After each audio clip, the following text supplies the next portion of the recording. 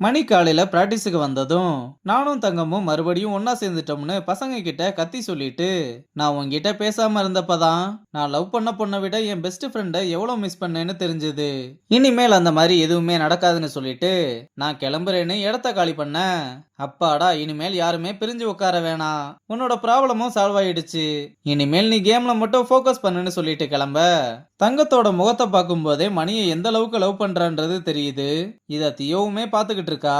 அப்புறம் வள்ளி அகாடமிக்கு வர ரங்க அவளை கூப்பிட்டு கேர்ள்ஸ் கிட்ட, வள்ளி உங்க யாருக்குமே காம்படிஷன் கிடையாது, நீங்க தான் அவளுக்கு சப்போர்ட் பண்ணணும்னு சொல்றான். அதுக்கு நம்ம பசங்களும் வள்ளியை நாங்க காம்படிஷனாவே பார்க்கல, நாங்களும் அவளோட இடத்துல இருந்து தான் வந்திருக்கோம், அவளுக்கு கிடைச்சிருக்க வாய்ப்பு எவ்வளவு முக்கியம்னு எங்களுக்கும் தெரியும்னு சொல்றாங்க. ரங்கனும் நான் என்னதான் அவளை ட்ரெயின் பண்ணாலும் அவ டீமோட அடாப்ட் ஆக உங்களோட ஹெல்ப் கண்டிப்பா தேவைன்னு சொல்ல, டீம்ல இருக்க எல்லாருமே இவளை அக்செப்ட் பண்ணாலும் என்னால கண்டிப்பா இவளை அக்செப்ட் பண்ணிக்க முடியாதுன்னு பத்மா சொல்றா. ரங்கனும் பத்மா நீங்க அக்செப்ட் பண்ணிக்கவே வேணாம், இப்ப எல்லாரும் போய் வார்ம் அப்ப ஸ்டார்ட் பண்ணுங்கன்னு கூட சேர்ந்து வள்ளியையும் அனுப்பி விடுறான். அப்புறம் கேன்டீன்ல ரொம்ப நாள் கழிச்சு எல்லாருமே ஒன்னா உட்காந்து ஜாலியா பேசிக்கிட்டு இருக்காங்க. அப்ப மணி தங்கத்துக்கிட்ட, என்னன்னே தெரியல, நான் அடிக்கிற பாலெல்லாம் இப்ப கோச் மேலதான் போய் விழுதுன்னு சொல்ல, அடப்பாவி அவரை தான் மோட்டிவேஷனா யூஸ் பண்ணிக்கிட்டு இருக்கியான்னு ரெண்டு பேரும் ரொம்ப க்ளோஸா பேசிக்கிட்டு இருக்கத வள்ளி பார்த்து, நீங்க ரெண்டு பேருமே ரொம்ப க்ளோஸான்னு கேட்க, ஆமா ரெண்டு பேருமே சின்ன வயசுல இருந்தே பழகிக்கிட்டு இருக்கோம்னு சொல்ல, அப்ப நீங்க ரெண்டு பேரும் கப்பல்ஸான்னு கேட்டா, இல்ல இல்ல நாங்க ரெண்டு பேருமே பெஸ்ட் ஃப்ரெண்ட்ஸ்னு மணி சொல்ல, தங்கம் இதை கேட்டதுமே ரொம்ப ஃபீல் பண்றா. அப்புறம் ரங்க வள்ளிக்கு கோச்சிங் கொடுக்க ஸ்டார்ட் பண்றான். அவளுமே போடுற பால் எல்லாம் ரொம்ப நல்லாவே ப்ளே பண்றா. அப்ப பத்மாவை கடுப்பேத்துறதுக்காக தியோ அதை வீடியோ எடுத்து சோசியல் மீடியால போஸ்ட் பண்ணி ஃப்ரெண்ட்ஸ் கிட்ட ஷேர் பண்ண சொல்ல, பத்மாவும் நான் போட்ட போஸ்டுக்கு பதிலா இவளும் போஸ்ட் போடுறா, மிஞ்சி மிஞ்சி போனா அந்த போஸ்ட் 500 பேர் கூட பார்க்க மாட்டாங்கன்னு காண்டுல கிளம்புறா. ஆனா பத்மா நினைச்சதுக்கு ஆப்போசிட்டா அந்த வீடியோ பயங்கரமா ட்ரெண்ட் ஆக, தங்க இதை பார்த்து வேகமா வந்து ரங்கன் கிட்ட காமிக்க அவனுமே ரொம்பவே சந்தோஷப்படுறான். அப்ப தியோ மொபைலுக்கு நோட்டிபிகேஷனா வந்துகிட்டு இருக்க, என்னன்னு எடுத்து பார்த்தா பாசிட்டிவ் கமெண்ட்ஸா வந்து குமிஞ்சுகிட்டு இருக்கு. ஆனா அந்த கமெண்ட்ஸ் எல்லாத்துக்குமே ரங்கன் கும்பிடு போட்டுக்கிட்டு இருக்க, கேர்ள்ஸ் எல்லாருமே பார்த்து ரங்கனை ஓட்ட ஆரம்பிக்கிறாங்க. ஆனா இந்த பக்கம் பத்மாவுக்கு வயிறுல இருந்து பின்னாடி வர தக தகன்னு எரிய ஆரம்பிக்குது. அப்புறம் வள்ளி ஃபர்ஸ்ட் டைம் கவுன்சிலிங் செஷனை அட்டன் பண்ண வந்திருக்க. அப்ப வருஷா வந்ததுமே வள்ளிய பார்த்து இது யாருன்னு கேட்க, இவதான் வள்ளி, எங்க டீமோட புது பிளேயர்னு தங்கம் அறிமுகப்படுத்தி வைக்கிறா.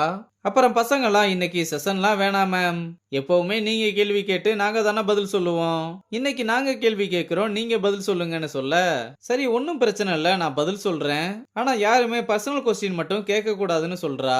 இது என்ன போங்கா இருக்கு, அதெல்லாம் முடியாது, உங்களோட ஃபர்ஸ்ட் லவ் பத்தி சொல்லுங்கன்னு கேட்க, உடனே எந்த பதிலுமே சொல்லாம வாய்க்கு ஜிப்ப போடுறா. மணியும் எல்லாத்தையும் அமைதியா இருக்க சொல்லிட்டு, இன்னைக்கு நைட்டு நம்ம அகாடமி டெரஸ்ல பார்ட்டி இருக்கு, கண்டிப்பா அதுக்கு மட்டும் நீங்க வரணும்னு சொல்ல, என்ன பார்ட்டின்னு கேட்டா, என்ன மேம் இது கூட தெரியாதா, நம்ம ரிஷிக்கு தான் பர்த்டேன்னு ஒரு பிட்ட போட, டேய் என் பர்த்டேக்கு இன்னும் 2 மாசம் இருக்குடான்னு சொல்ல, டேய் எல்லாம் தெரியும் கொஞ்சம் மூடிட்டு இருடான்னு சொல்றான்.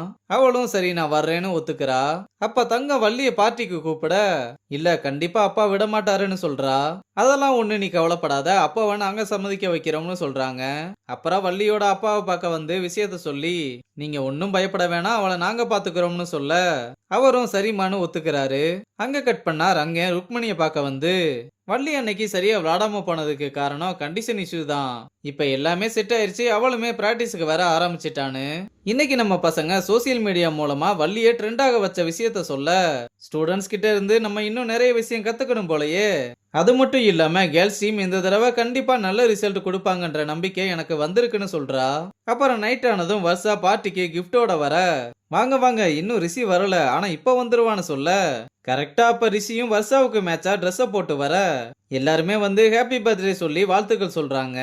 மணியும் உடனே ரெண்டு பேருமே தனியா பேசணுன்றதுக்காக, போங்க போங்க எல்லாருமே போய் கேக்க ரெடி பண்ணுங்கன்னு சொல்லி அனுப்பி விடுறான்.